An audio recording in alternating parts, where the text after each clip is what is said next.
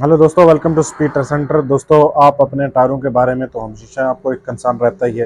Tyre किस तरह का होगा, क्या नेचर होगी रबड़ की, किस तरह चलेगा या नहीं चलेगा।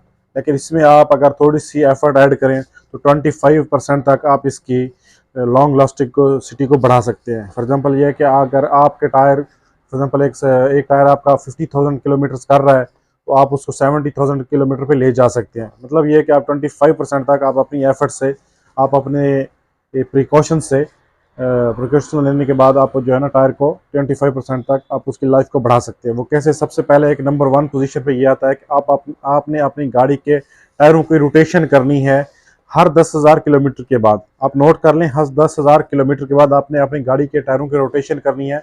वो कैसे? कि जो टायर आपका राइट साइड फ्रंट पे लगा हुआ है, आपने उसको लेफ्ट साइड के बैक साइड पे लेके जाना है।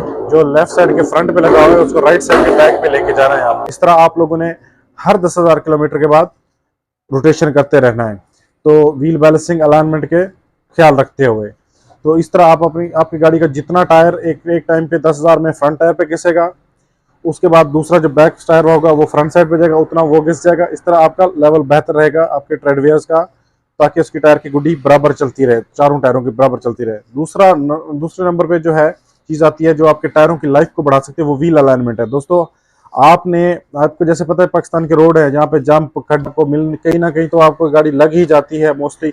आपका जंप खड्डे में तो आपका आउट हो जाता है। आपने टायर स्टीयरिंग घुमा के चेक करना है कि आपकी गाड़ी का टायर कहीं से वेयर आउट तो नहीं हो रहा, कहीं से 19-20 तो नहीं है गुड्डी, इन साइड से, उन साइड से, आउट साइड से कहीं पे भी आपकी गुड्डी का टायर की घिस रही है, अनवांटेड वेयर आउट हो रहा है, तो आपने उसको जाके व्हील अलाइनमेंट चेक करवानी है। अपने किसी भी अच्छे सेंटर पे आप जाके व्हील अलाइनमेंट चेक करवा सकते हैं, ताकि जो है ना आपकी गाड़ी की व्हील अलाइनमेंट आउट होने की वजह से टायर खत्म ना हो। दोस्तों, ये बात अगर यहाँ तक रहती है कि टायर खत्म ना हो, टायर खत्म होने के बाद तारे निकलते, तारे होने के बाद टायर बस्ट हो जाते हैं और बहुत सारी जानें ज़ाया हो सकती हैं। इस तरह से व्हील अलाइनमेंट हमेशा ही आपको नुकसान पहुंचा सकती है। दोस्तों, खींचना लेफ्ट या राइट खींचना शुरू कर देते हैं तो आपने फौरन व्हील अलाइनमेंट करवानी है, ताकि आपकी गाड़ियों का अनवांटेड वेयर आउट ना हो, आपकी गाड़ी के टायरों का अनवांटेड टायर वेयर आउट ना हो। जो आपने तीसरी चीज़ को मेंटेन करना है वो है आपने राइट एयर प्रेशर। आपने हर एक टायर का, हर एक गाड़ी का एक अपना टायरों का एयर प्रेशर होता है, आपने वो मेंटेन करना है। जब भी आपको किसी भी गाड़ी के बारे में अगर नॉलेज नहीं है तो आप अपनी ड्राइवर सीट का फ्रंट डोर खोलेंगे, उसके पीछे एक चिट लगी होती है, उस पर आपका टायरों का फ्रंट का, बैक का, सबका एक एयर प्रेशर मॉनिटर होता है। इस तरीके से आप उसको हवा भरवा सकते हैं उस हिसाब से। और हमेशा यूज़ कीजिएगा कंप्यूटर गेज से आप हवा भराएं, ताकि जो है ना इसका बराबर है।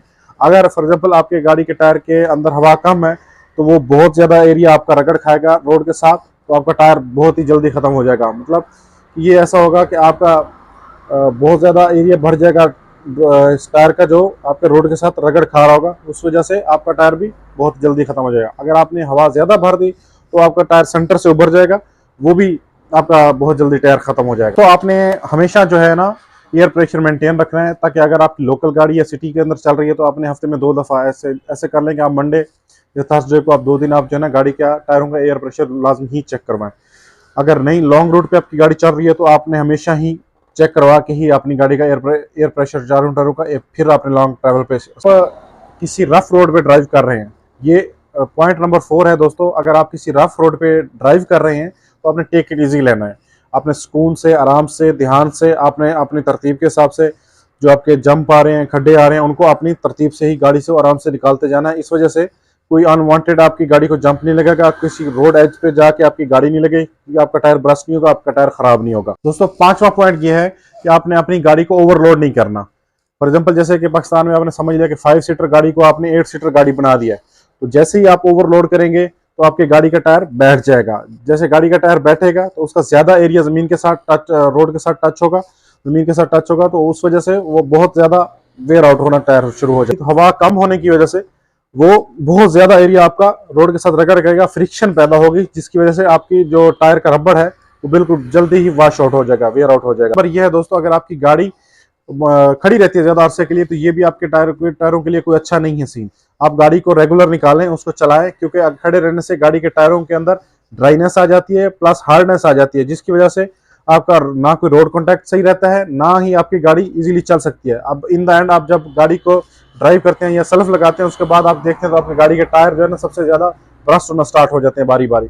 इसी वजह से जो है ना आपने गाड़ी को रेगुलर ड्राइव करना है ताकि आपके टायरों की लाइफ बढ़े, क्योंकि खड़े टायर की वजह से, खड़ा जो टायर रहेगा, जो चीज़ आपके जो साइड आपकी गाड़ी के जो टायर की साइड नीचे आ जाएगी उसमें क्रैक्स आना शुरू हो जाएंगे, वो रबर टूटना शुरू हो जाती है। चौथा पॉइंट ये है कि आपने टाइम पे ही टायर चेंज करने हैं। फॉर एग्जांपल आपकी गाड़ी के ट्रेड वेयर्स जैसे आपको दिखाई दे रही है कि ट्रेड वेयर इंडिकेटर तक जब आपकी गाड़ी का टायर का घिस जाए तो आपने फौरन ही अपनी गाड़ी का टायर रिप्लेस कर देना है, ताकि इससे आपकी गाड़ी भी सेफ एंड साउंड रहे और आपको भी एक प्रॉपर टायर मिल जाए जिसकी फ्यूल एवरेज भी अच्छी हो। क्योंकि जितना ज्यादा टायर के एरिया ऊपर से घिसता जाएगा उतना ज्यादा आपका इंजन वर्क करेगा, इतनी ज्यादा फ्रैक्चर लगेगी, इतना ज्यादा ही आपका फ्यूल कंजम्पशन होगा। दोस्तों अगर आज की आपको वीडियो हेल्पफुल लगी है तो एक लाइक और सब्सक्राइब जरूर कर दीजिएगा। Thank you for watching.